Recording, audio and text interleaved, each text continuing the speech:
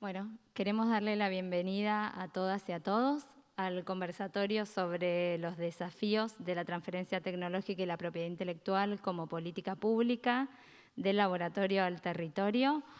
La jornada del día de hoy tiene como foco acercarnos al proceso de transferencia tecnológica, preguntarnos cómo podemos mejorar este proceso, cómo podemos colaborar e impactar en el territorio, porque ustedes saben que cuando se transfiere la tecnología se transforma el territorio donde esa actividad tiene lugar. En el Ministerio nos encontramos trabajando en la elaboración, la creación y en mejorar y fortalecer este tipo de políticas. Así que para dar inicio a la jornada vamos a escuchar unas palabras del secretario de Planeamiento y Políticas del Ministerio de Ciencia, Tecnología e Innovación, el doctor Diego Hurtado. Gracias.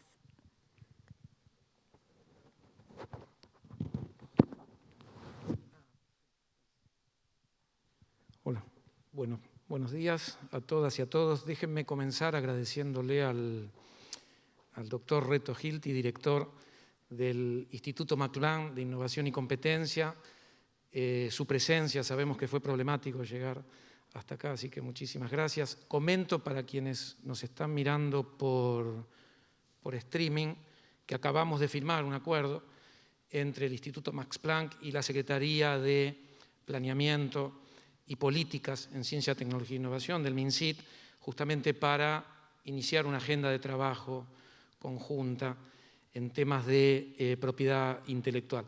Yo les pido disculpas, me voy a dejar el barbijo, ¿no? Me parece que es lo políticamente correcto, pero además este es un producto protegido, es un producto de nuestro sector de ciencia y tecnología. Aprovecho para hacerle publicidad. El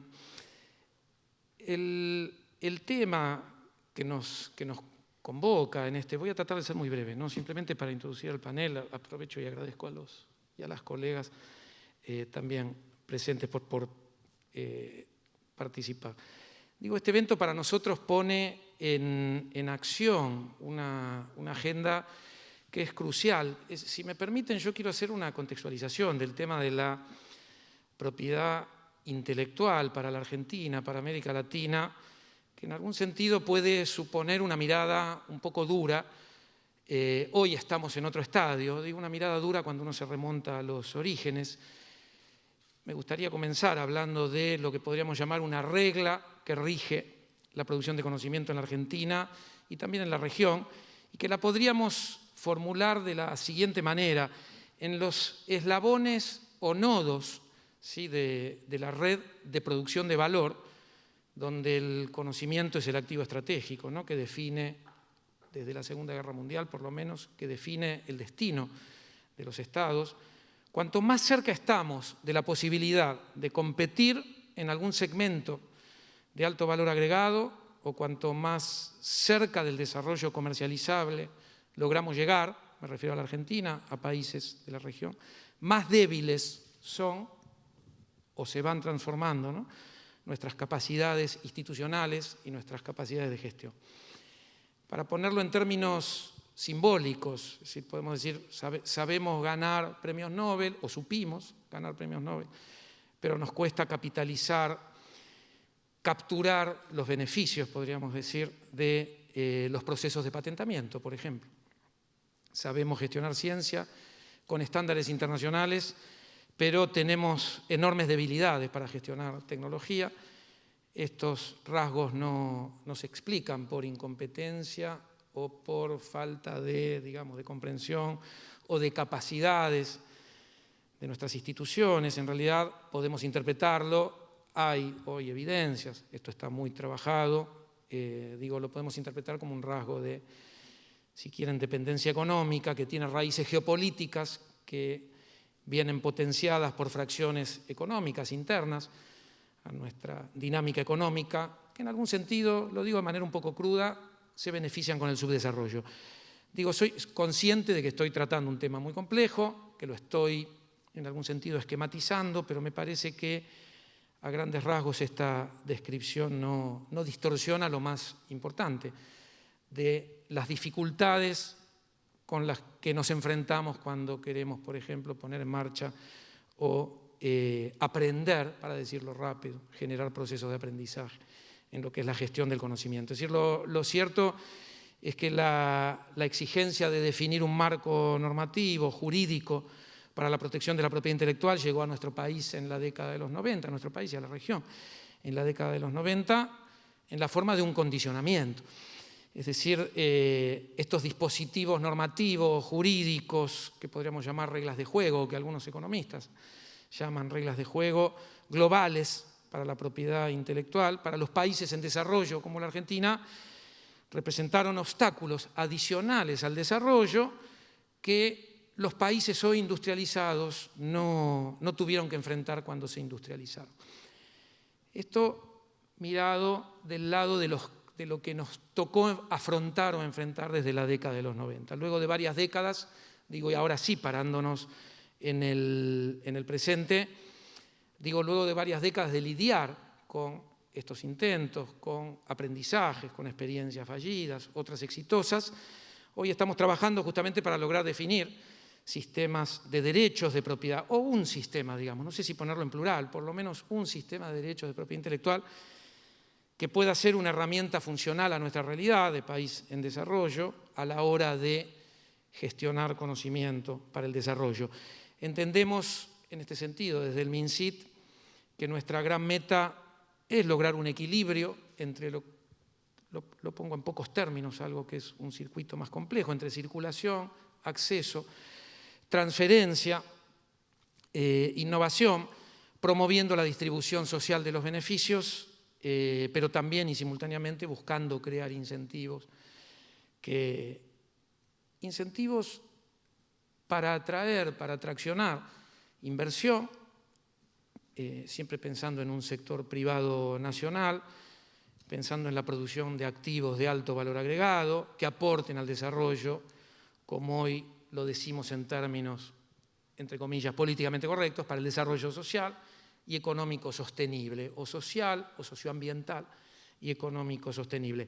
En la Argentina y en la región la inversión en conocimiento es mayoritariamente pública y escasamente privada. Ahí tenemos un problema. Entendemos que trabajar una agenda de propiedad intelectual puede ayudarnos a generar incentivos o a entender cómo producir, cómo diseñar instrumentos para la generación de incentivos. Necesitamos cambiar esta ecuación, ¿no? Donde la producción de conocimiento, la inversión en conocimiento es mayormente pública, es una de las grandes debilidades de la región. El ítem propiedad intelectual aparece como una variable, ¿no? Que debemos ser en algún sentido capaces de incorporar. La pandemia nos deja, yo puse, digo, algunos o muchos aprendizajes en este sentido. Empresas como Immunova, Chemtest, MapScience, Richmond, Casará, soy un poco injusto con la lista, podría seguir. Pienso en las empresas de respiradores argentinas, en Tecme, en Leistung, ¿no? Empresas cordobesas. Me parece que ahí tenemos muy buenos ejemplos de lo que demanda un proyecto de país que pretende reindustrializar en términos de desarrollo económico, ¿no? Es decir, volver a tener industria con ciencia y tecnología haciendo aportes intensivos. Entonces digo, necesitamos multiplicar este tipo de ejemplos que vimos aparecer en la pandemia. Y desde el MinCit en algún sentido estamos tratando de capitalizar estas experiencias. Esto no quiere decir que en la Argentina no existieran, ¿no? Casos de empresas modelo para acompañar estos procesos, pero realmente la pandemia me parece que produjo o la respuesta de nuestro país a la pandemia, las acciones de coordinación de sector público y sector privado produjeron un proceso que podríamos llamar de catálisis, ¿no? de amplificación de algunos rasgos que hoy podríamos recuperar y catalizar.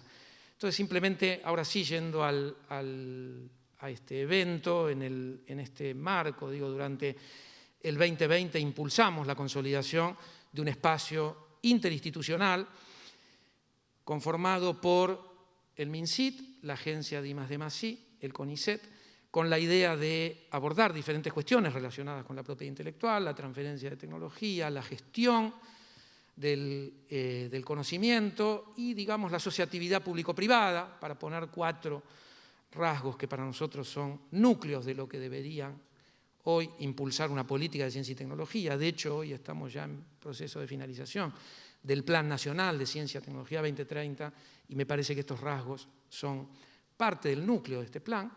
Agregaría, para ser justo, avanzar sobre el desequilibrio territorial o sobre agendas, ¿no?, de producción de conocimiento para responder a la demanda de las agendas regionales, primero provinciales y después regionales. Uno de los objetivos, entonces, planteados por este espacio que hoy realiza esta actividad, que hoy organiza esta actividad, fue el de construir justamente consensos sobre estas temáticas, temáticas que son, como quise mostrar al comienzo, traumáticas en algún sentido. Es decir, estamos tratando de escalar una pendiente que nos cuesta ya varias décadas. Entonces la meta, el punto de llegada sería lograr consolidar lo que podríamos llamar, de manera un poco pretenciosa, pero por lo menos es nuestra meta, una política de gestión del conocimiento, de propiedad intelectual, de transferencia de tecnología, con una mirada sistémica, pero que además de una mirada sistémica logre también, o sea capaz de aportar asesoramiento y soluciones concretas, ¿no? Es decir, acompañar aquellos casos que entendemos que pueden generar efectos multiplicadores.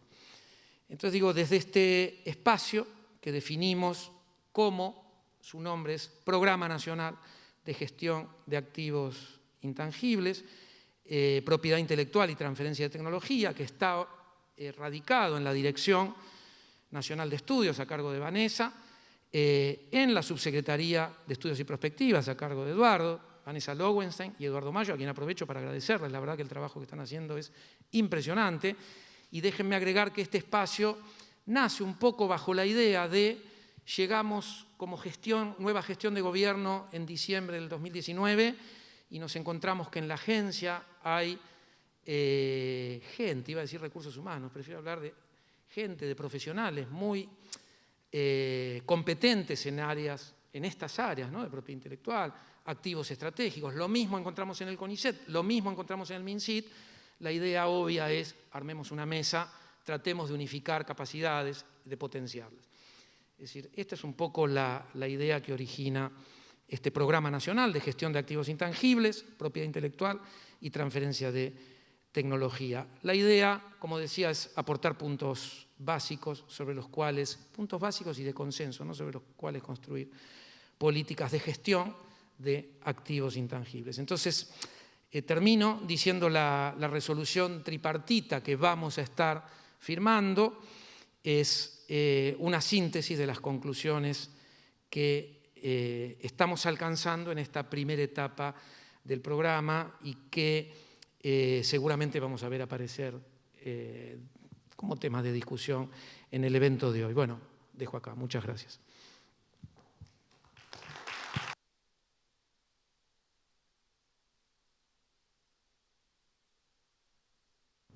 Bueno, muchas gracias, Diego Hurtado, por la presentación y la apertura.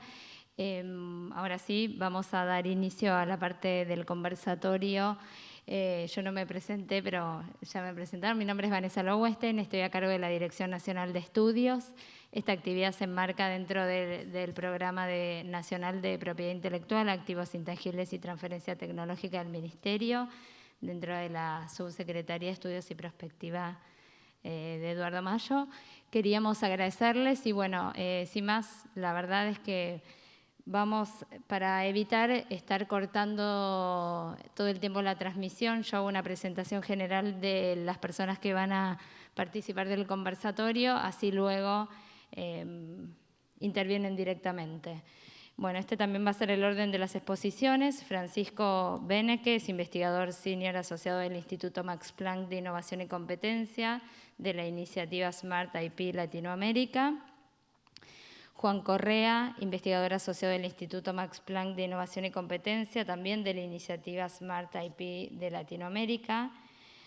Javier Daniel Viqueira, gerente comercial de ADOX.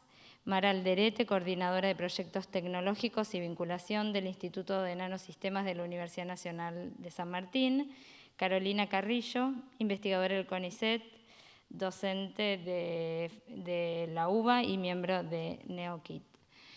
Bueno, para dar inicio a la jornada. Vamos a empezar un poco dando un pantallazo de lo que ocurre en la Unión Europea, luego vamos a pasar a Latinoamérica para después iniciarnos en casos donde efectivamente ocurrió la transferencia de tecnología, esto de laboratorio al territorio, como una empresa absorbe tecnología que fue desarrollada en el sistema público. Como investigadoras transfirieron conocimiento del sector, bueno, en realidad cómo escalaron su conocimiento, cómo lo desarrollaron, cómo fue el proceso para que luego una empresa nacional absorba, utilice, mejore, y cómo es ese vínculo y ese recorrido. Y eso es un poco lo que vamos a conversar durante el día de hoy. Bueno, Francisco, te quería consultar un poco si nos podías contar la experiencia de las cuestiones de defensa de la competencia, propiedad intelectual, transferencia tecnológica, qué es lo que ocurre en Europa, cómo es su experiencia también con los estudios e investigaciones que hicieron sobre Latinoamérica. Gracias. Perfecto, muchas gracias. Quiero comenzar por dar las gracias a la gente del Ministerio por la organización. Muy contento de estar aquí. Y bueno, si estamos hablando de obstáculos a la transferencia de tecnología, es muy importante hablar del derecho de competencia, porque esta rama del derecho regula ciertos tipos de abusos que se pueden dar en los contratos de transferencia de tecnología. El derecho de competencia, para los que no están familiarizados, podemos describir muy a grosso modo que versa sobre ciertas conductas de empresas que tienen un grado de poder sobre condiciones comerciales en el mercado, como el precio o la calidad de los productos de los bienes y servicios.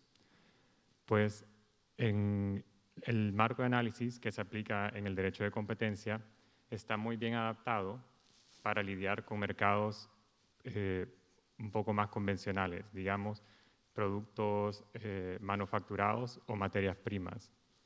En el caso de la transferencia de tecnología, estamos hablando de un nivel adicional de complejidad, porque se introducen consideraciones alrededor de la innovación y de la difusión de la tecnología.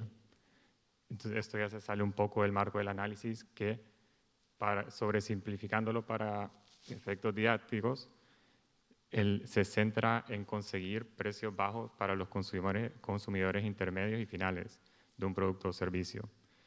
Entonces, esta complejidad de que estamos hablando ocasiona naturalmente un grado de incertidumbre de cómo puede ser una decisión en un caso concreto de una autoridad de competencia.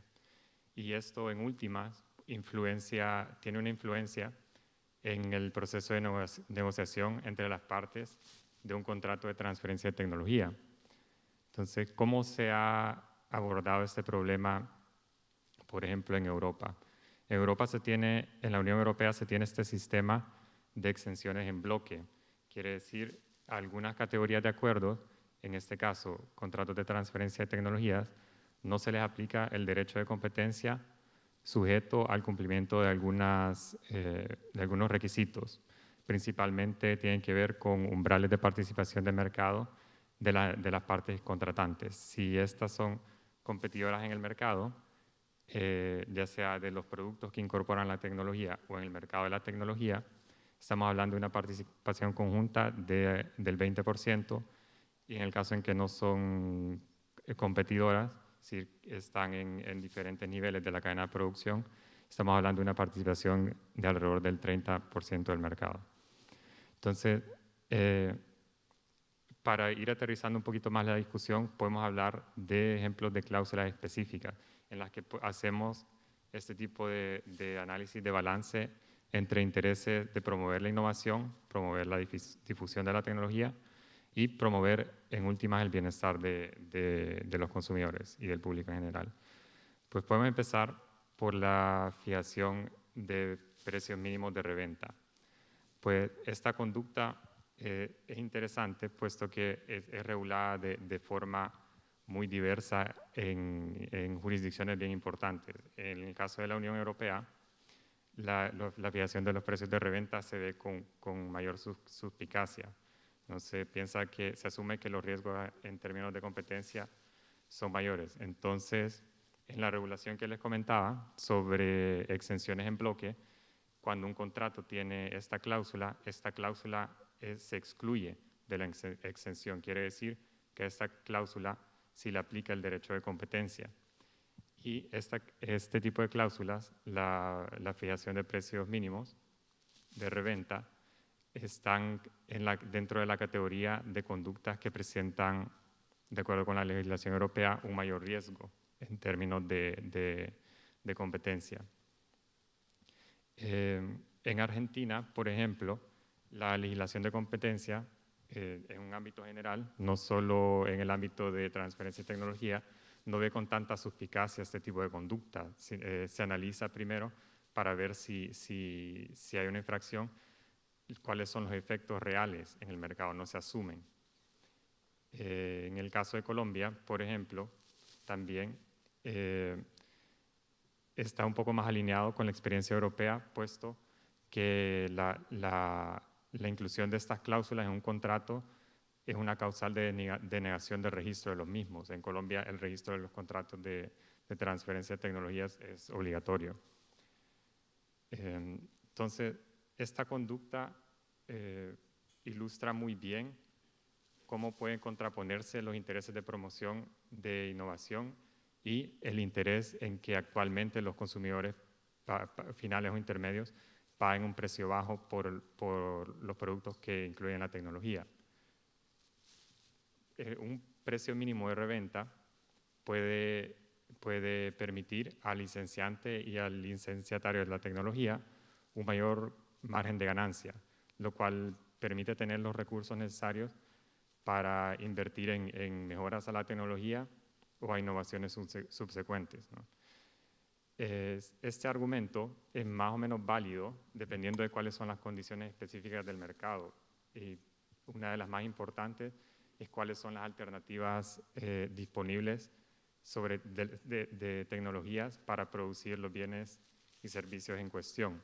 Entonces, si entre más tecnologías hay disponibles, hay menos riesgos a que las cláusulas en las que el licenciante impone un precio mínimo de reventa al licenciatario tengan un efecto nocivo en la competencia, porque básicamente obligan el mercado a un esquema de competencia por otros parámetros que no son precios, ya sea calidad o mejores productos y servicios. Hay una combinación de dos factores muy importantes para la innovación, que es la disponibilidad de los recursos y la presión para innovar. Tiene que haber un balance más o menos fino en cada mercado de estos dos factores para que este tipo de cláusulas en realidad promueva el interés de la innovación. Otra cláusula interesante en este sentido pueden ser los pactos de retrocesión de las mejoras que se dan en virtud del uso de la tecnología por parte del licenciatario. Pues en Argentina esta conducta, esta cláusula, está contemplada en el artículo 38 de la Ley de Patentes como una cláusula potencialmente anticompetitiva en los contratos de licencia, aunque no es muy claro en cuál es la consecuencia jurídica de su inclusión. Parece que se necesita una intervención de la autoridad de competencia para determinar si en un mercado en concreto hay el efecto neto de la cláusula de anticompetitivo, ¿no? Que está más en línea de cómo se trata esta conducta en general. En el caso de la Unión Europea, esta cláusula se encuentra en el siguiente nivel en términos de riesgo, en un nivel abajo en términos de riesgo a la competencia, porque si bien se excluye del régimen de exención y le aplica el derecho de competencia, no se presume que en la mayoría de los casos va a haber un problema. Hay una buena posibilidad que este tipo de cláusulas tenga un efecto neto pro-competitivo. Y entran más o menos consideraciones como las que se hacen en el caso de precios de reventa. En este caso, si un licenciante, si un propietario de la tecnología impone una retrosección exclusiva de las mejoras al licenciatario, que éste puede hacer, dependiendo de cuál es la remuneración que se pacta, esto afecta el incentivo del licenciatario de invertir en mejoras a la tecnología, ¿no? Entonces, por otro lado, en general, cualquier tipo de cláusula en favor del propietario de la tecnología es un incentivo financiero adicional para y para otras empresas en similares situaciones de invertir en innovación.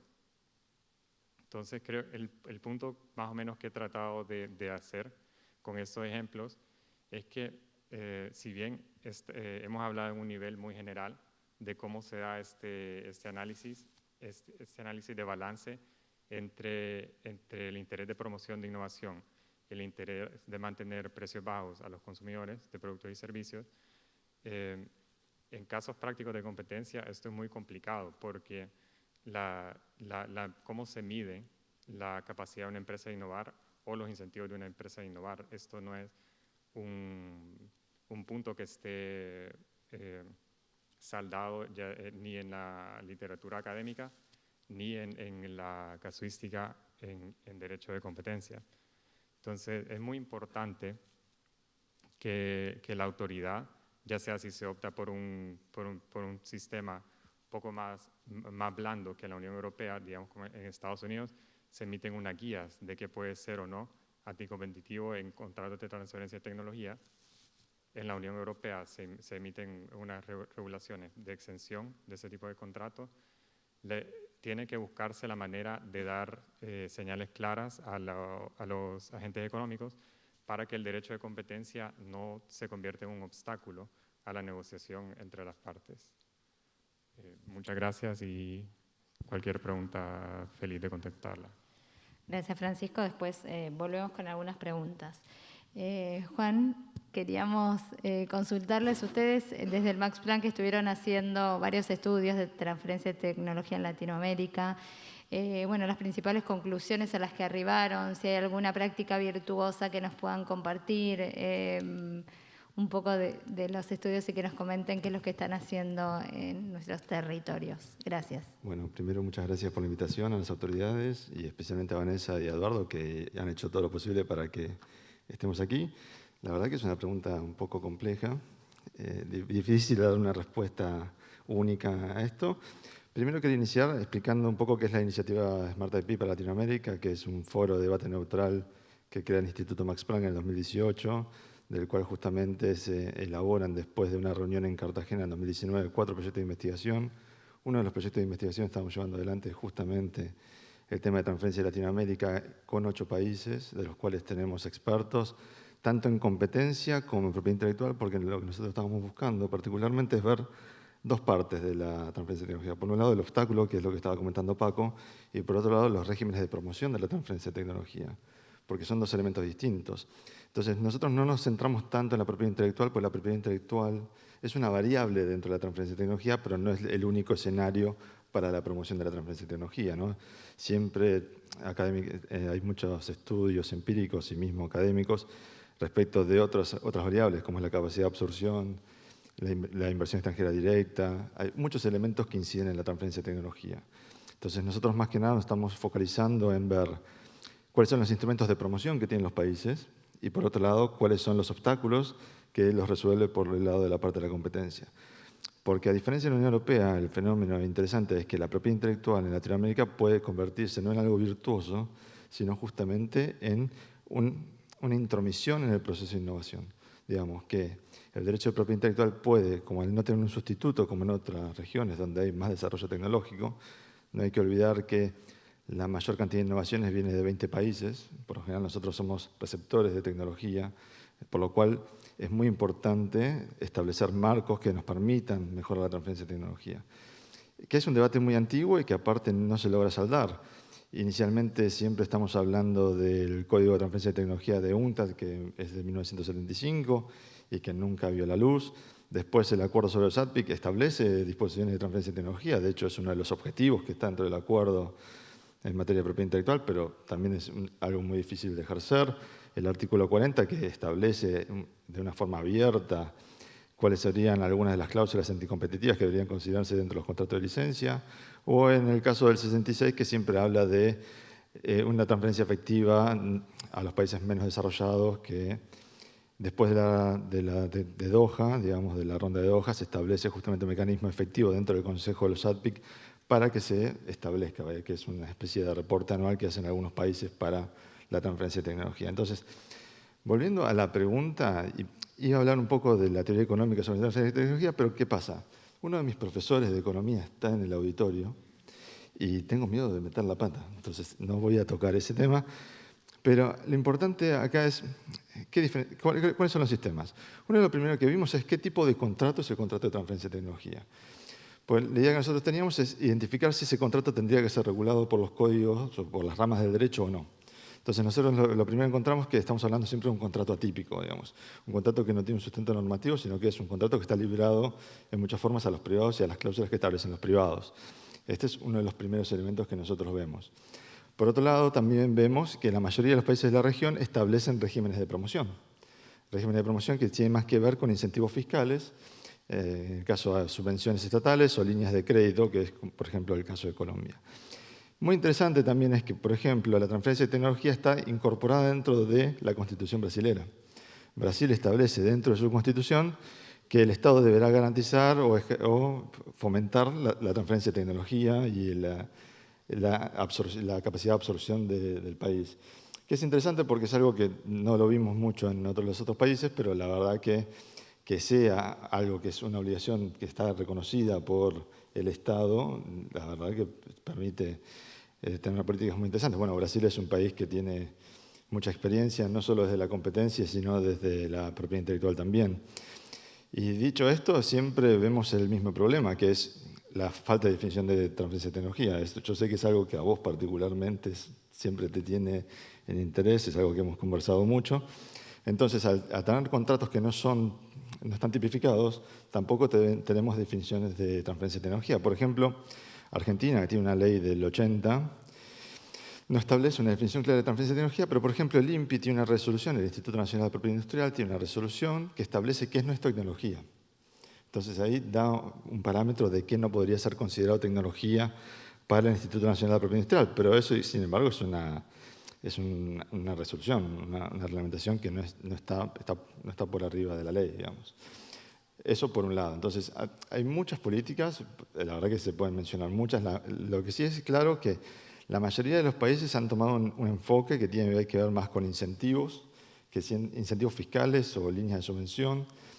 Muy pocos países, por ejemplo, Colombia tiene créditos para empresas de base tecnológica que se establezcan en el país, que eso creo que es algo muy interesante, porque la mayoría de los regímenes de la región lo que sí tienen es el incentivo, pero no están pensando en el establecimiento de empresas de base tecnológica que sean mixtas o que tengan fondos públicos. Que eso creo que puede ser una capacidad muy interesante para el desarrollo de innovación. Después, que la verdad que hay muchos ejemplos.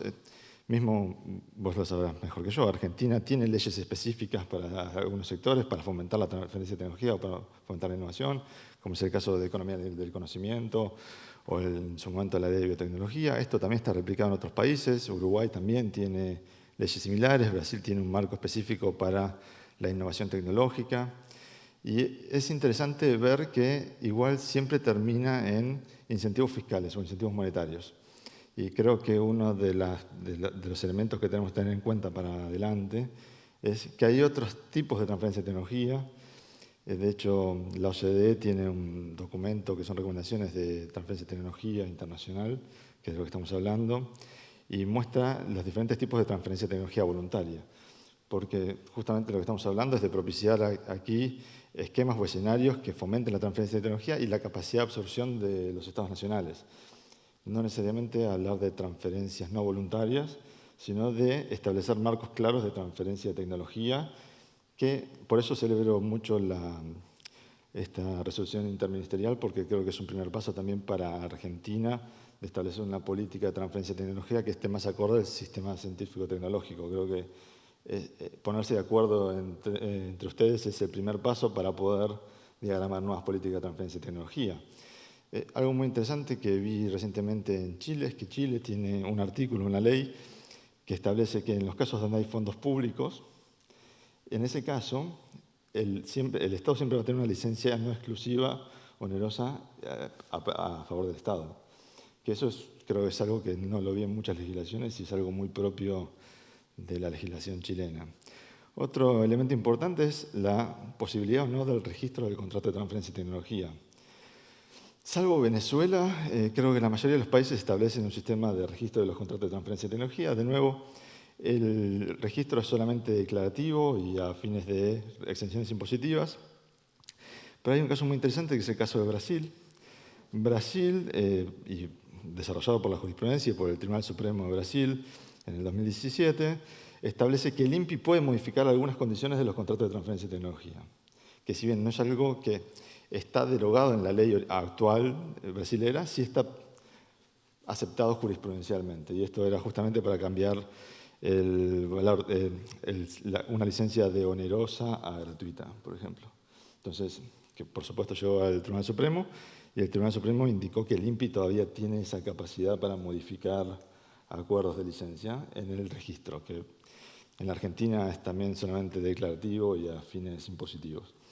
Entonces, es central también, y esto volviendo a la definición, que hay un problema sobre qué es la transferencia de tecnología y qué puede ser incorporada.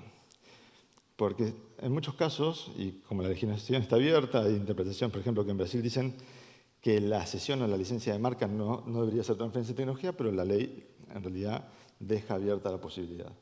Entonces, una de las preguntas que también nos tenemos que hacer es, ¿cuál es el alcance de la transferencia de tecnología? ¿Ves, por ejemplo, la venta de inmuebles? Porque en muchos casos la remisión o la venta entre filiales puede considerarse también la licencia de marcas o la venta de muebles o inmuebles de las propias empresas como transferencia de tecnología. Entonces, ¿cuál es el alcance de la definición?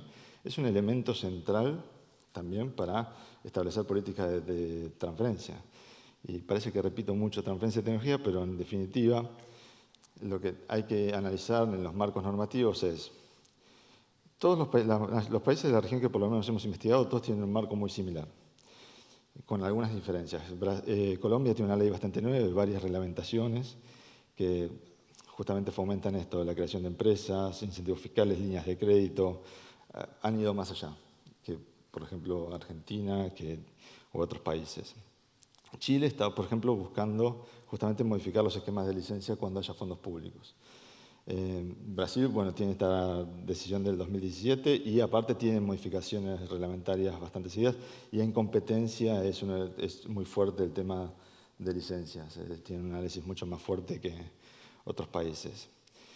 Entonces, lo que vemos es Uruguay, para no dejarlo tampoco fuera de la explicación, Uruguay tiene leyes específicas más que nada dedicadas a la agricultura, tiene 2 fondos específicos. Entonces vemos que todos estamos buscando en la región alternativas en modelos de transferencia de tecnología. Lo que sí creo es que hasta ahora hemos siempre visto modelos muy similares que tienen que ver con incentivos. Estamos hablando del registro que tiene finalidades declarativas en algunos casos o solamente impositivas, o recupero para el tema de importación de tecnología, que la importación de tecnología está regulada en varios de los países. De hecho, la comunidad andina tiene una disposición específica sobre importación de tecnología. Entonces, creo que lentamente nos vamos acercando a un modelo, pero es un modelo que tiene todavía muchas posibilidades de mejora y de crecimiento. Hay muchas experiencias en otros países en desarrollo y mismo en países desarrollados sobre modelos virtuosos de transferencia de tecnología, que no estamos hablando solamente de la transferencia. En nuestro caso, el estudio está focalizado en transferencia internacional. Es decir, estamos hablando de propiciar climas para que la transferencia llegue a los países en desarrollo. No estamos hablando de la transferencia universitaria o de los esquemas de vinculación tecnológica locales, sino estamos hablando de ver cómo son los esquemas de promoción y de obstáculos de transferencia de tecnología a nivel internacional. Entonces, en eso creo que hay mucho para hacer. Creo que lo que ustedes están haciendo es sumamente importante porque es un primer paso. Ponerse de acuerdo entre las diferentes agencias les va a permitir también proyectar a futuro diferentes políticas y en particular hay algunas cuestiones que hay que no derribar, pero hay que tener siempre en cuenta. No hay estudios concluyentes de que la inversión extranjera directa sea el motor para la transferencia de tecnología. Tampoco que mayores derechos de propiedad intelectual sea el motor para la transferencia de tecnología. Sí está claro que la capacidad de absorción y la transparencia y mercados claros y normativas claras son grandes elementos para propiciar esa transferencia. Muchas gracias. Bueno, gracias, Juan.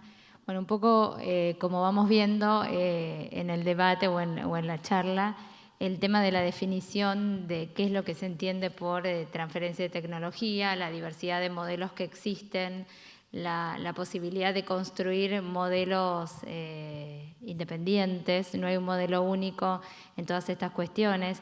También ver cómo se vehiculiza, cómo se implementan esos modelos, la etapa de implementación más allá de los marcos regulatorios y esto que nos preguntamos de qué norma para la innovación.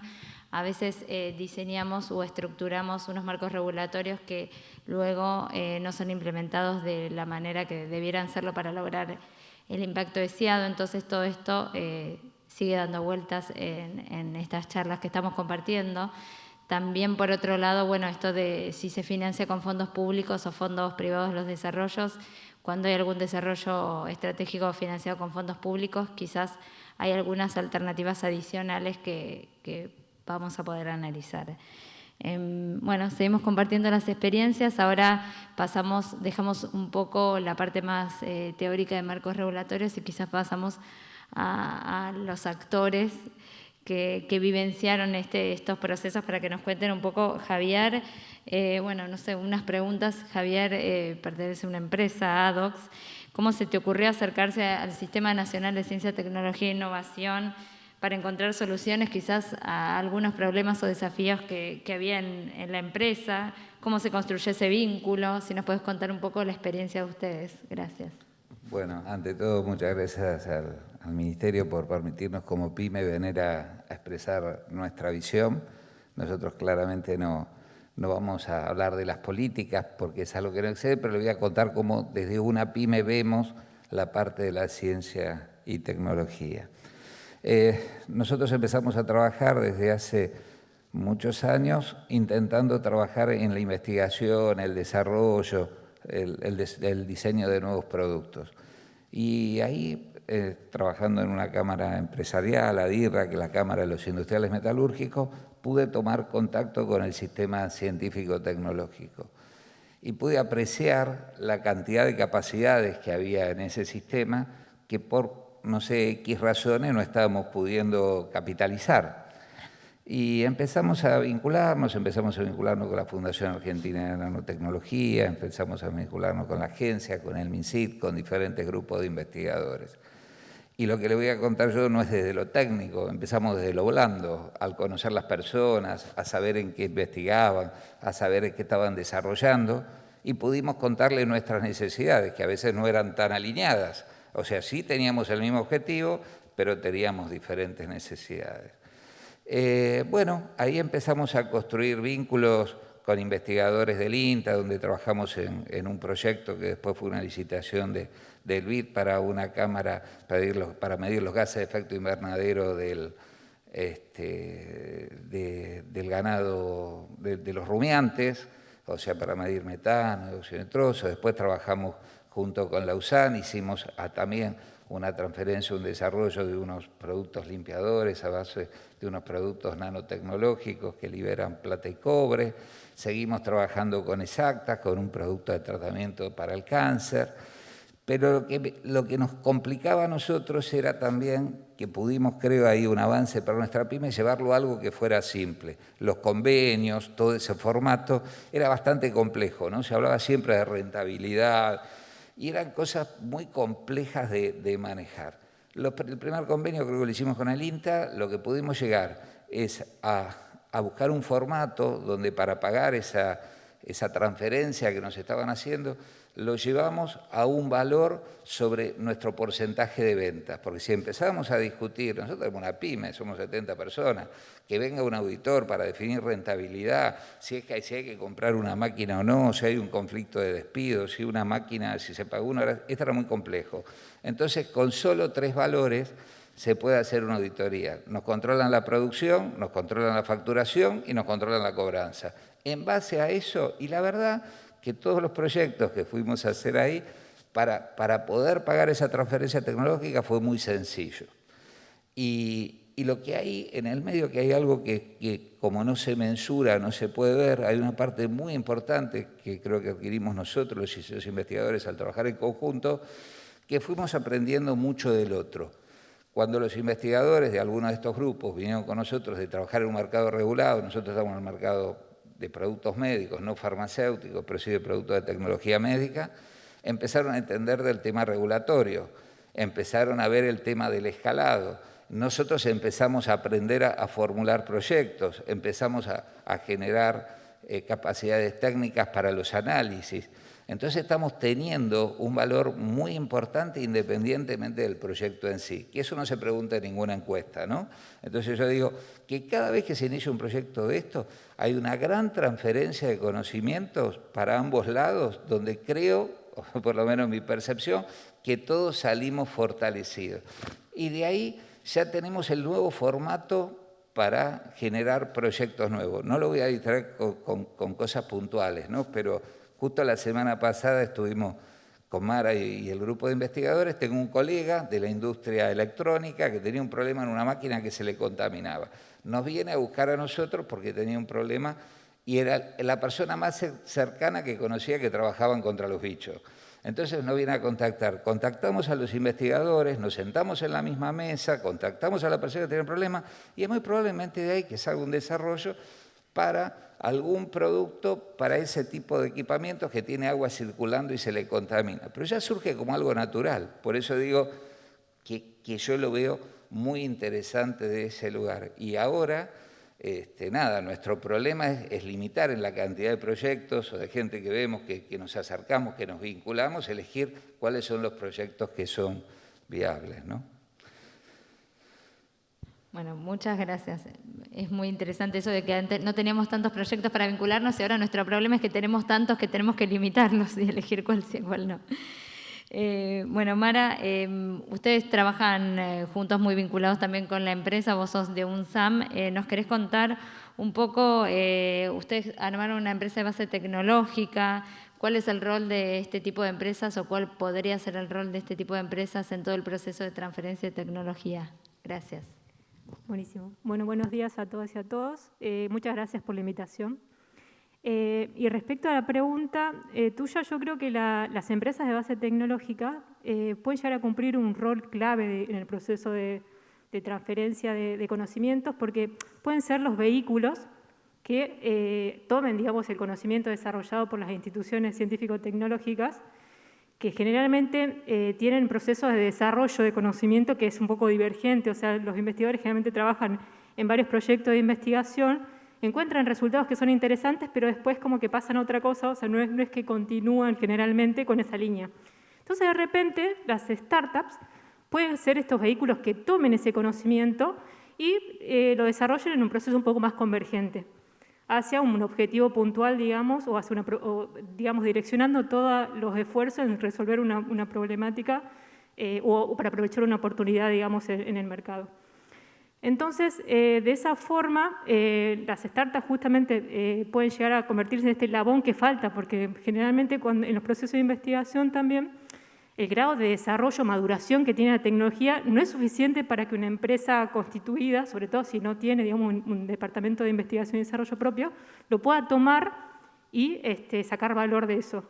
Entonces, justamente, estas empresas, las EBT, pueden llegar a cumplir ese rol y transformar todo ese conocimiento que se generan desde las instituciones de salud en nuevos productos o servicios que resuelvan problemáticas para la sociedad y a su vez impacten en la competitividad de otras empresas inclusive. O sea, hay varios modelos, digamos, de startups y creo que muchas de ellas, digamos, pueden inclusive derramar, digamos, o facilitar la adquisición de tecnologías por parte de otras empresas que ya estén un poco más constituidas y ser ese nexo. Actualmente, digamos, nosotros estamos trabajando con ese modelo, nos interesa mucho, digamos, vincularlos con un modelo un poco más productivo y estamos como nexo, digamos, entre empresas más constituidas y la universidad en este caso y el CONICET, que serían las instituciones de conocimiento, ¿no? Hay muchas empresas inclusive que no se animan a entablar, digamos, una relación directa con ICET o con la UNSAM o con cualquier institución porque el proceso es muy complejo y lleva mucho tiempo. Entonces, creo que podría llegar a resultar clave, digamos, tratar de facilitar o de desburocratizar un poco todo ese proceso y utilizar a la startup como vehículos, como comentaba antes, digamos, que facilite este proceso de transferencia. Actualmente, bueno, nosotros tenemos la suerte de tener un paraguas, digamos, o una red de contención muy grande, porque tenemos detrás, digamos, a la Universidad de San Martín, al CONICET, a ADOX, digamos, que nos dan esa red de contención. Pero hay muchas empresas que no tienen esa contención y que obviamente tienen que cumplir con ciertos hitos que de alguna forma que les permiten acceder al financiamiento que necesitan para seguir operando. Entonces, este proceso de transferencia tiene que ser lo más ágil posible, porque generalmente los inversores, digamos, invierten si la empresa de BT tiene todos los papeles en orden, tiene los convenios firmados. Entonces, creo que es clave y estratégico poder facilitar ese proceso de transferencia, porque podría llegar a dar lugar, digamos, en caso de que no se haga de manera ágil, al fracaso o a que el startup en sí esté en un problema grave por falta de financiamiento. Yo, desde mi punto de vista, vi, digamos, algunos modelos que funcionaron muy bien afuera. Por ejemplo, afuera lo que se hace es tener la institución que genera conocimiento y la institución que le saca valor a ese conocimiento están separados, o sea, son autárquicas. Obviamente la que le saca valor al conocimiento está sujeta, digamos, a criterios de evaluación, o sea, tiene una política propia, pero se le permite a esta institución tomar decisiones sin depender de la institución madre, digamos, por algún punto. Entonces, yo creo que este modelo podría llegar a ser una respuesta a esta necesidad, digamos, de agilizar un poco el proceso de transferencia y de fijar, en definitiva, políticas que faciliten y que las reglas claras, o sea, las políticas que trasciendan el tiempo. Nosotros, bueno, contando un poco la historia de Hibridón, como dijo Javier, nos acercamos a la empresa y actualmente desarrollamos, digamos, una plataforma tecnológica que en parte se usa para el producto que desarrollamos con ADOX, y después ahora estamos buscando otras aplicaciones. Inclusive estamos avanzando en un convenio con una empresa PYME local para que ellos puedan llevar adelante el desarrollo de la producción de la plataforma tecnológica que nosotros desarrollamos y a su vez nosotros nos encargamos de validar nuevas aplicaciones de la plataforma. Bueno, digamos, la ventaja por ahí que tenemos nosotros es que la misma plataforma puede llegar a usarse en diferentes aplicaciones, bueno, por eso es una plataforma. Entonces, nosotros nos involucraríamos y nos enfocaríamos en lo que nos gusta y lo que sabemos hacer, que es hacer todo ese proceso de aceleración, digamos, y convergencia del conocimiento hacia algo puntual. Y las empresas que ya están, digamos, pueden tomar ese conocimiento y a su vez mejorar su posición competitiva, inclusive. Porque tienen, digamos, un producto que tiene un componente tecnológico fuerte que no lo hubieran tenido de otra forma. Así que es como que yo veo que ese es un modelo bastante virtuoso y creo que puede llegar a ser la respuesta a lo que necesitamos. Bueno, muchas gracias. Esto de las ideas, ya empezamos como a tirar ideas. Ustedes son parte de nuestro grupo interinstitucional de trabajo, ¿no? Como las empresas de base tecnológico como mecanismo de interfase para promover la transferencia de tecnología, o esto de utilizar una tecnología, una plataforma tecnológica y buscar nuevos usos de una tecnología preexistente. Quizás se utiliza un modelo lineal y empezar a buscar un modelo más tipo SOL, como cada tecnología, la misma tecnología, usos diferentes que se puedan compartir y que quizás la misma empresa que la tiene no los quiere explotar y pueda también ser un nuevo actor en este proceso. Bueno, Carolina, bueno, ustedes desarrollaron un producto NeoKit y la pregunta es, bueno, ¿cómo pasaste a hacer investigación básica a pensar en un desarrollo y a transferirlo? ¿Cómo llegaron a este producto que se comercializa? ¿Cómo empezó la idea de ser científica de algo de investigación básica, aunque esta división ya no se hace tanto, pero bueno, animarse a hacer algo que se pone en el mercado y que ya se está no solo comercializando en nuestro país, sino que también se exporta? Bueno, muchas gracias por la invitación. Fue un camino bastante loco y largo porque teníamos como poca formación. En particular, yo trabajo en Chagas, elegí trabajar en Chagas siendo científica porque sentía que el objetivo de hacer ciencia y conocimiento era que fuera una ciencia situada, que tuviera un impacto para el bien común y de mi comunidad más próxima. Venía desarrollando una vida académica florida, pero el impacto del bien común nunca llegaba, ¿no? Entonces, siempre estaba como la voluntad de pensar, bueno, ¿cómo transformo esto en algo que realmente no sea más papers, sino que sea algo que cambie la vida? Y estaba como buscando alternativas cuando el Estado ofreció toda una línea de instrumentos que sin duda fueron los que hicieron la diferencia.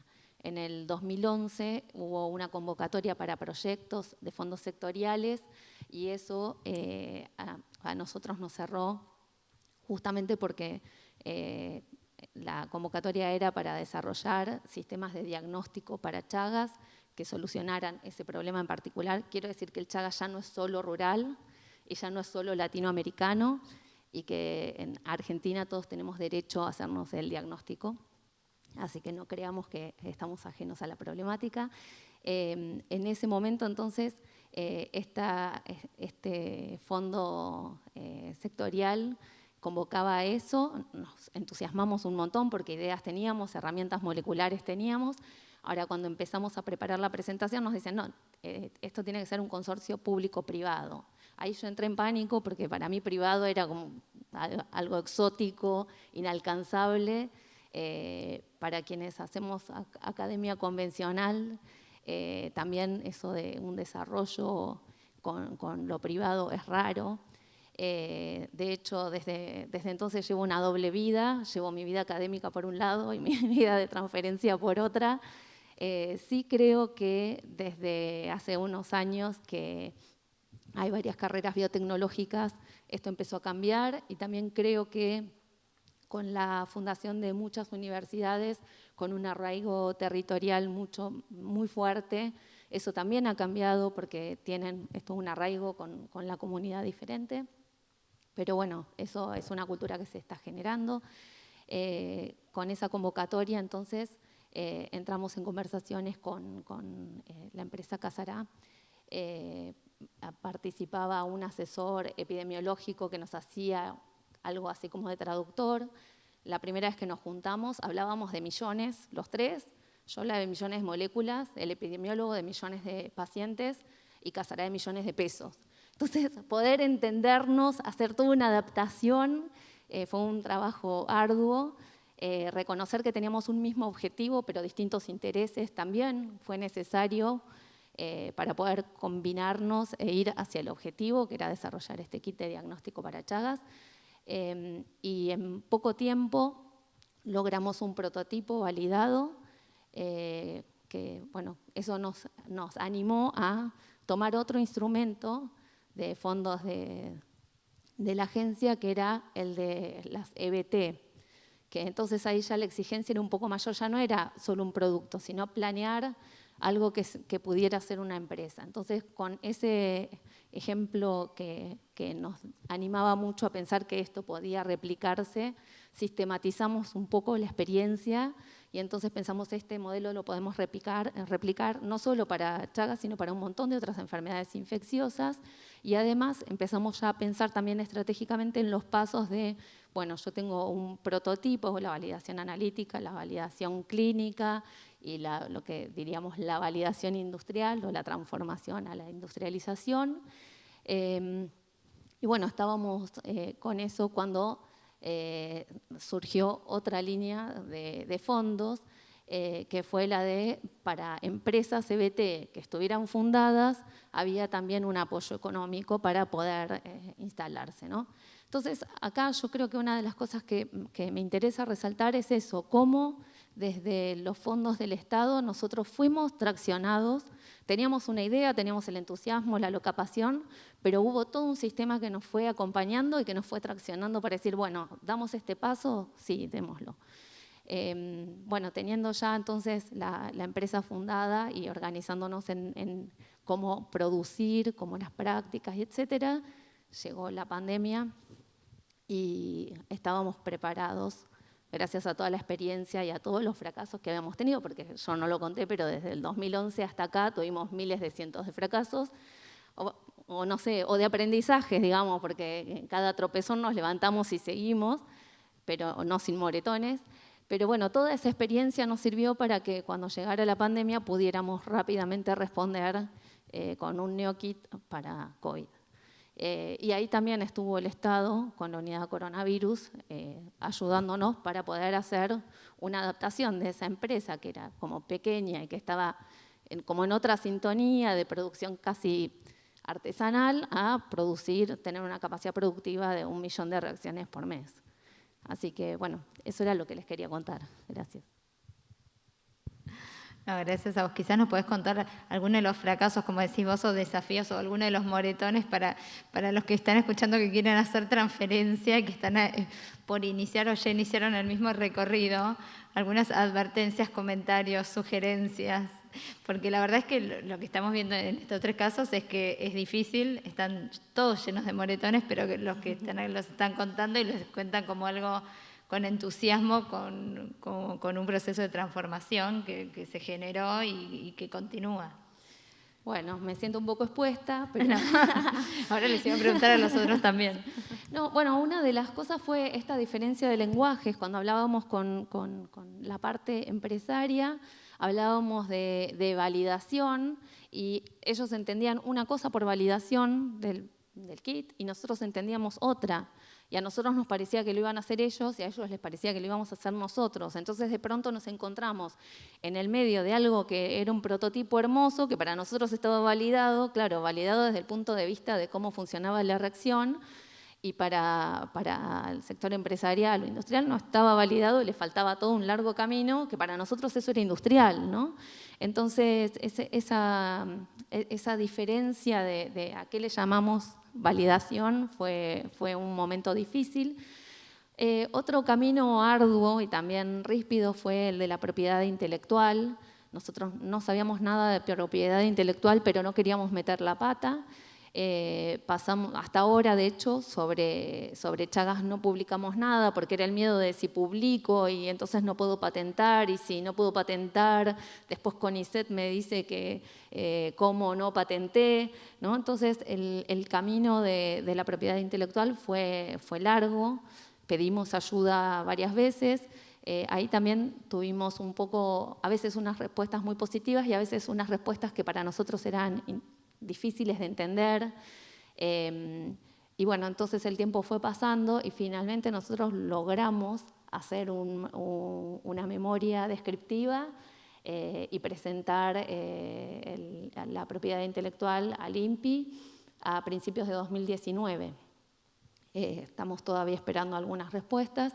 Y ahora con la pandemia, entonces dimos un salto y también hicimos una adaptación de la presentación, hicimos una presentación PCT, pensando que el kit puede tener un uso en distintos países y bueno, entonces en eso estamos. Pero realmente lo de la propiedad intelectual fue muy difícil, hay conceptos muy técnicos que nosotros no manejamos, entonces estábamos con la altura inventiva, la innovación y ¡ay, por Dios, explícamelo! Que bueno, que fue difícil. Bueno, muchas gracias. Ustedes también, no sé si Adox o vos, Mara, si nos quieren contar alguna recomendación, sugerencia para este proceso de transferencia de tecnología, algo para resaltar o para evitar en este recorrido. Bueno, lo que ella comentaba es así, tener un glosario, ¿no? Porque denominamos a las mismas cosas diferentes o le damos la misma denominación a otros temas. Entonces digo, no hablamos del mismo idioma. Cuando decimos, bueno, esto ya está listo para escalar, se supone que eso está en ese formato. Cuando nosotros nos dimos cuenta en esa parte de ese proyecto, por ejemplo, toda la prueba conceptual del laboratorio estaba muy bien, pero con los elementos que se constituía, se hacía el desarrollo, era riesgoso para nuestro personal, o sea, que no era validable. Después pasaba otro formato, decir, bueno, la forma que se va a aplicar es con altas temperaturas, se tenía que aplicar el producto. Pero claro, el producto y el lugar donde nosotros lo queríamos aplicar hacía que esa técnica era inviable. O sea, hubo un gran trabajo desde que los investigadores creían que tenían un producto validado para un uso que no conocían al que realmente teníamos nosotros. Pero bueno, ahí creo que la comunicación y trabajar algo en conjunto nos ayudó y ahora, supongo lo mismo que le pasará a ellos, cuando empezamos un nuevo proyecto avanzamos mucho más fácil, porque tenemos un diálogo en común, ya nos entendemos. Ellos ya entienden que hay un marco regulatorio, nosotros entendemos que la ciencia tiene unos tiempos y tiene un nivel de prueba, de ensayo, también tienen sus temas para el resguardo de sus propiedades intelectuales. No somos especialistas, pero nos entendemos, creo, cada uno. Así que sí, comparto 100%. Sí, de hecho, me acuerdo que el primer prototipo que le presentamos a Javier cuando empezamos, digamos, a tener este acercamiento, nos bajó el pulgar porque claramente no era adecuado para las costumbres, usos y costumbres de sus clientes. Entonces, empezar a entender, digamos, y a darle espacio para que nos cuente qué requisitos debería cumplir el producto para que se adecue, digamos, a sus clientes, qué tipo de regulaciones, porque una mala costumbre por ahí que tenemos en la parte, digamos, de desarrollo es diseñar nuestros propios experimentos. Y quizás después eso no es válido, digamos, no te lo toman como válido cuando vos querés presentar un registro o algo porque decís, bueno, ¿por qué hiciste esto? O sea, no tenemos la costumbre de seguir normas o procedimientos normalizados para realizar las validaciones. Entonces, esa es otra cosa, digamos, que aprendimos y que nos ayudó un montón, digamos, para poder hacer otros desarrollos también. Y también abrir, digamos, es como que aprendimos a evaluar la tecnología, o sea, la adecuación de la tecnología y el potencial que tiene la tecnología en sí. Entonces, ya es como que viene una idea y lo pasamos por esa matriz de factibilidad, que evaluamos todas estas cosas que mencionaba Javier, y es como que aprendimos mucho de ese proceso y ahora es como que lo hacemos naturalmente y ya es como que tenemos otra cabeza, claramente. Si me permitís, hay una cosa cortita. A mí me encanta ahora que los investigadores hablan y dicen, ¿esto se puede escalar? Cuando hablamos la primera vez era una terminología que no estaba. Ahora ellos ya se están cuestionando si lo que están haciendo va a poder ser escalable, ¿no? O sea, perdón. Gracias. No sé si desde la iniciativa nos quieren dar algún comentario, si no, pasamos a las autoridades. Un solo comentario, porque la verdad que fue muy interesante y muy enriquecedor, porque nosotros, por supuesto, hablamos desde un marco teórico, pero después ver los esquemas prácticos es muy distinto. Pero si hay algo que me parece que es rescatable es que la cooperación entre las partes permite y mejora ese marco de entendimiento, ¿no? Para que se puedan entender. Es fundamental que simplificar los procesos de transferencia de tecnología para que las partes también puedan comunicarse mejor y que sea más fácil justamente innovar, porque el problema que tenemos es que hay capacidad de innovación, pero quizás a veces los procesos se complican para las partes o la falta de entendimiento hace que no puedan llegar a buen puerto. Entonces creo que un elemento fundamental es la simplificación, que es a través de la cooperación entre las partes. Y segundo, creo que uno de los puntos que resalta es la evaluación de tecnología es fundamental también para una transferencia efectiva.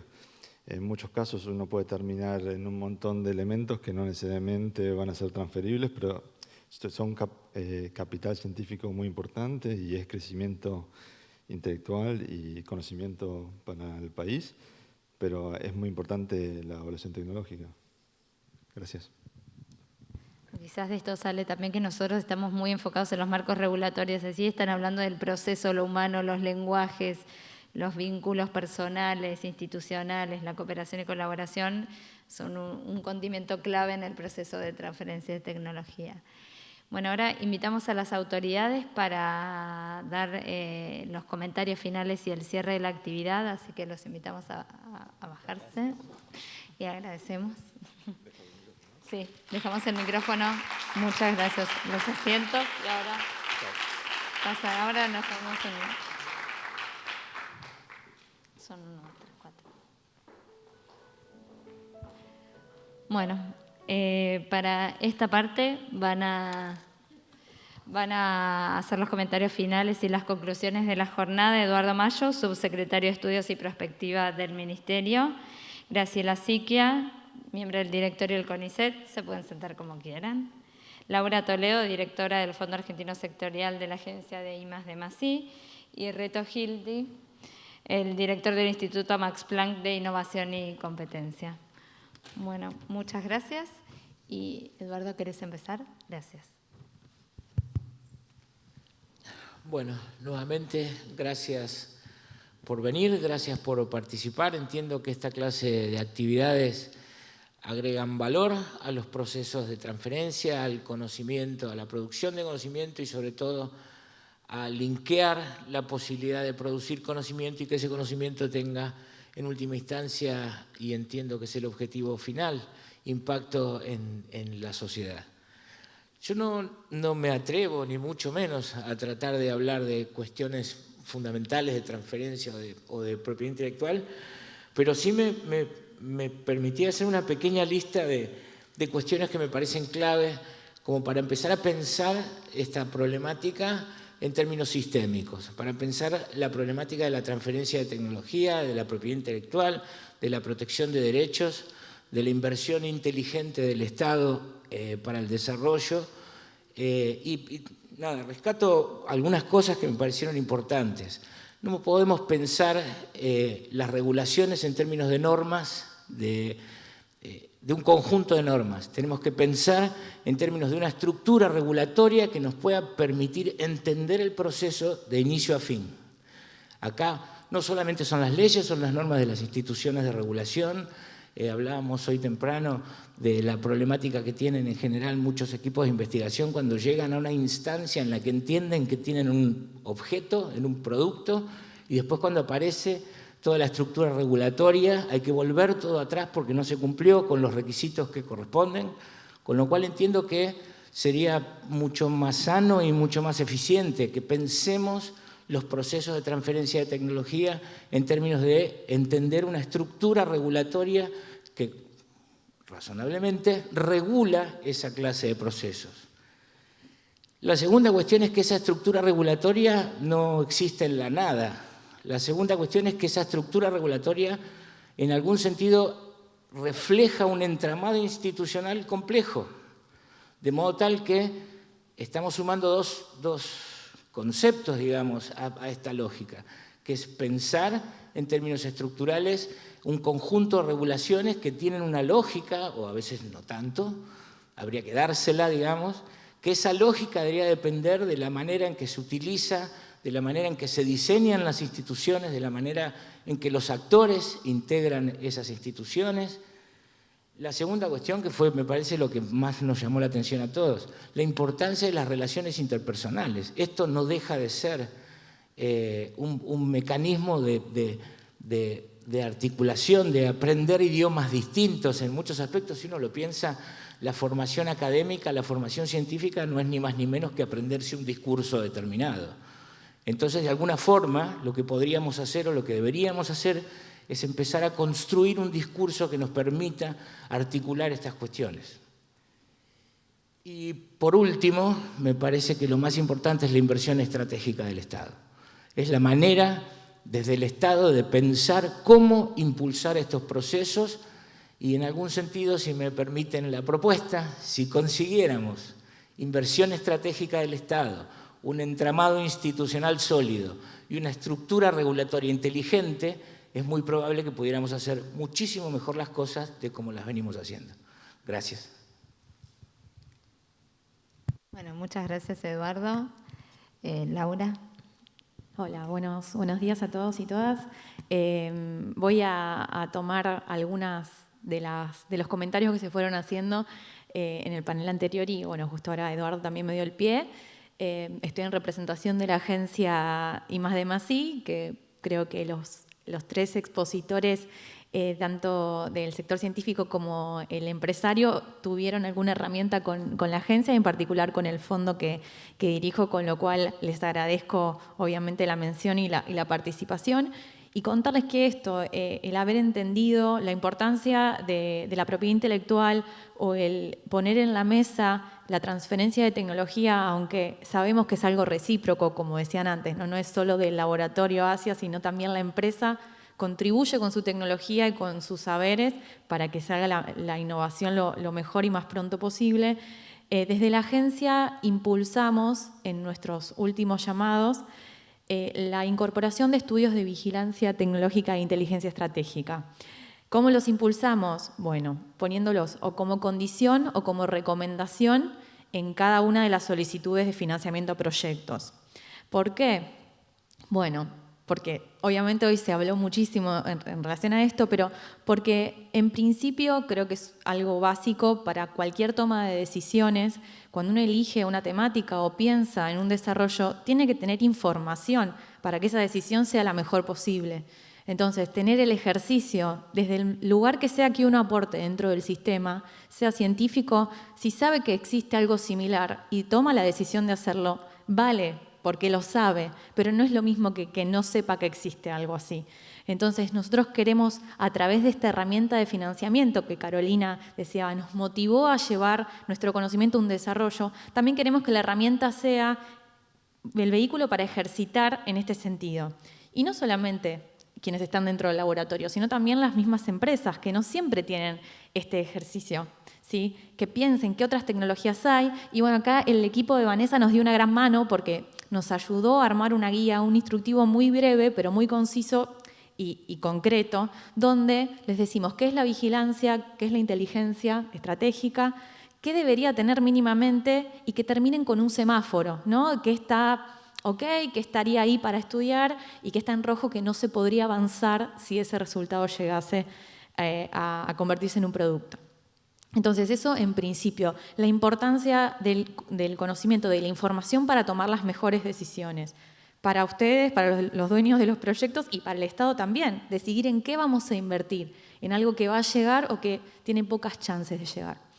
Y por otra parte, también el análisis de la propiedad intelectual como un elemento clave en la conversación, como un elemento clave para que el camino hacia la innovación esté allanado realmente. Si cada individuo y cada institución que participa en un proyecto tienen clara cuál es su estrategia en relación a la propiedad intelectual, muy probablemente fluya mucho más el producto o el resultado y finalmente llegue a la sociedad o a la economía que tanto lo están esperando y tanto lo necesitan. O sea, si nosotros ahorramos y tenemos todo ese conocimiento, o por lo menos ese ejercicio, puertas adentro, el día que nos sentamos a negociar, creería yo que todo sería mucho más ágil. Así que, bueno, desde la agencia ese es nuestro aporte, además del financiamiento, para que estos procesos cada vez sean más fructíferos. Muchas gracias.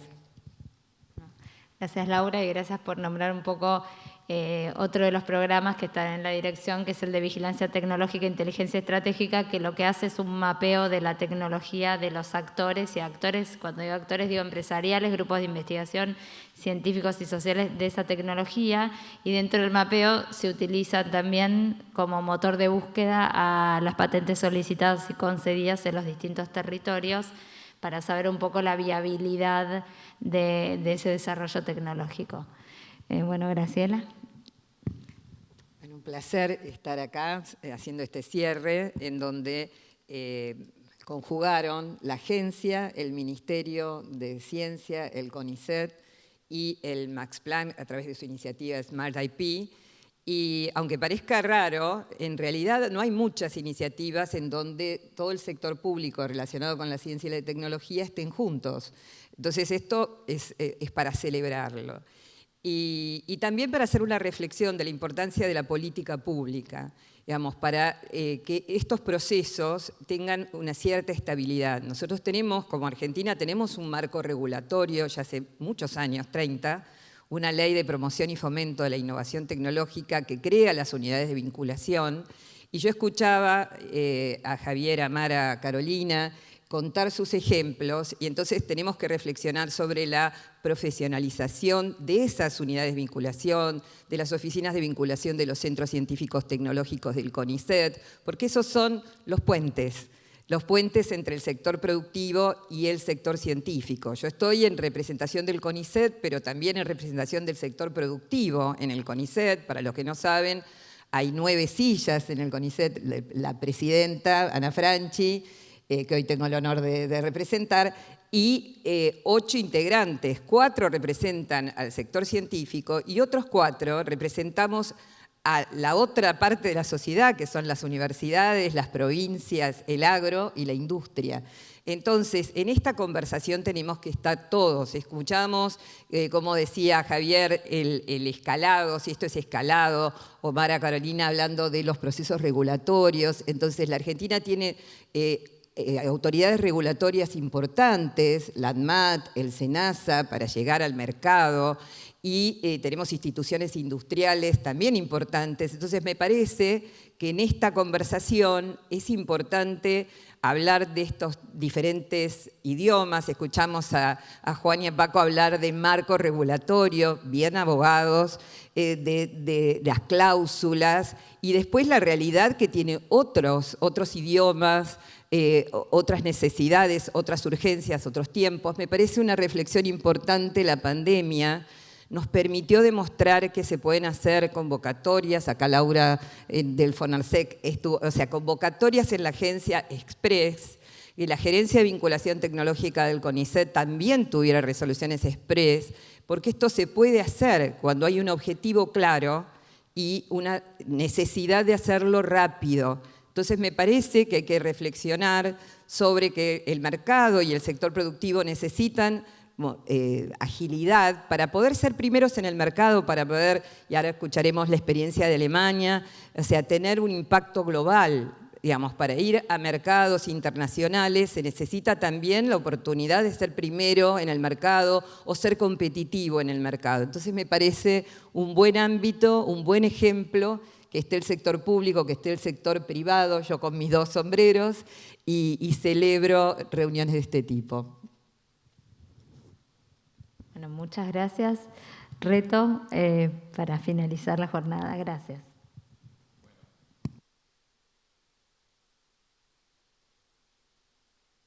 Ahora sí. Bueno, en primer lugar, quisiera agradecer esta invitación a las autoridades del Ministerio de Ciencia, Tecnología e Innovación en nombre propio y en nombre de nuestra iniciativa Smart IP for Latinoamérica y todo su equipo. Es un honor para nosotros compartir este evento.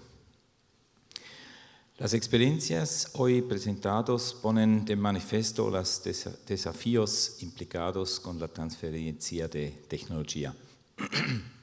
Por lo tanto, parece importante definir directrices, principios, modelos e identificar las mejores prácticas que tiendan a optimizar el proceso de innovación y transferencia de tecnología.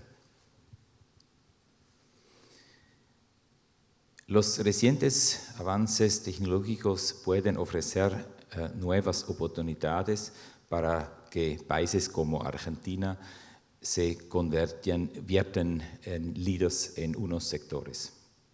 Para ello, sería conveniente utilizar de forma más eficiente ciertas tecnologías y conocimientos existentes e integrarlos más en las tramas productivos y sociales existentes en Argentina y otros países de América Latina. Un área con especial potencial para los países de la región son los recursos genéticos y los conocimientos tradicionales.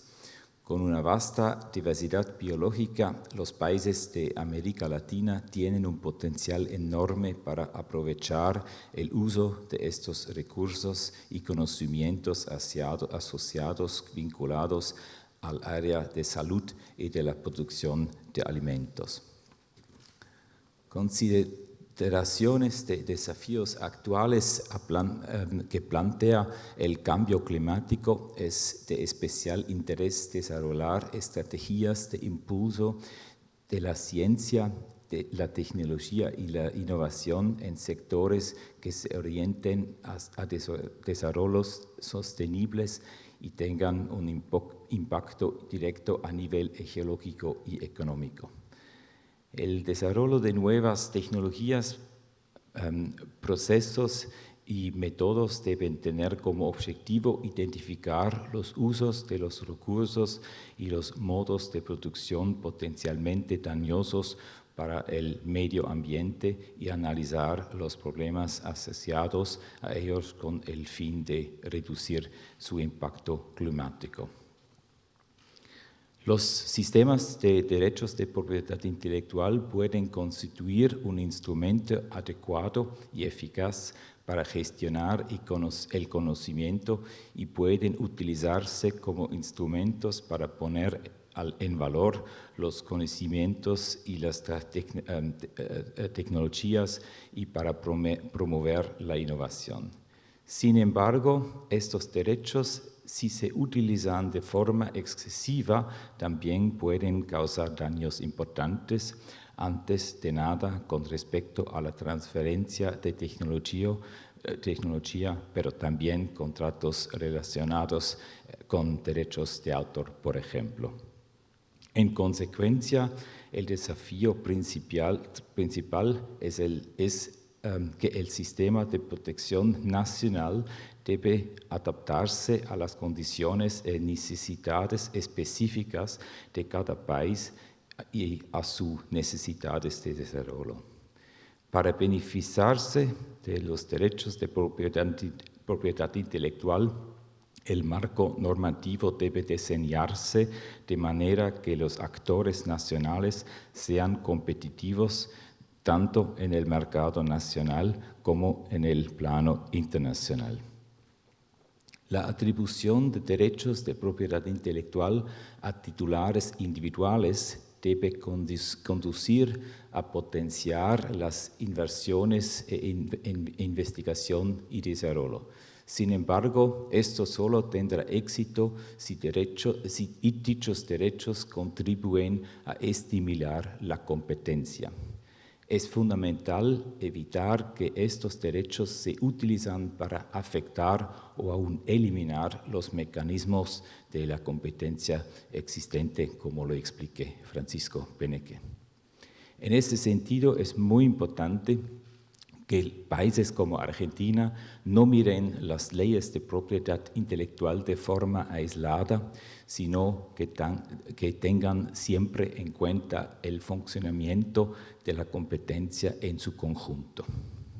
Es tarea de las políticas públicas cuestionar constantemente el inestable equilibrio entre la protección individual y los intereses generales y, si es necesario, ajustar el mercado legislativo a nuevos desafíos. Es un honor y un gran placer para nosotros si podemos apoyar estos procesos importantes a base de proyectos científicos juntos. Gracias. Muchas gracias, Reto. Bueno, muchas gracias a todos los que estuvieron por el streaming, a todos los que se acercaron acá al C3 de manera presencial. También estamos inaugurando un encuentro híbrido, es la primera vez que retomamos este tipo de actividades de manera virtual y presencial en simultáneo. También gracias al Instituto Max Planck, gracias a los expositores y a todos los que están acá. La verdad es que nos llevamos nuevas preguntas, nuevos desafíos. Hay ejemplos de que se logró esto de ir del laboratorio al territorio. Nos fueron compartiendo ideas y hay una vinculación que se está dando y una transferencia, no sé si es transferencia de conocimientos, pero una vinculación que se está dando entre la academia, las empresas y también a nivel interinstitucional dentro del polo y esperamos que más allá, así que solo nos queda agradecerlos y agradecerles y agradecerlas a todos y a todas y damos por finalizado la jornada del conversatorio Desafíos de la transferencia de tecnología y la propiedad intelectual como políticas públicas del Laboratorio del Territorio.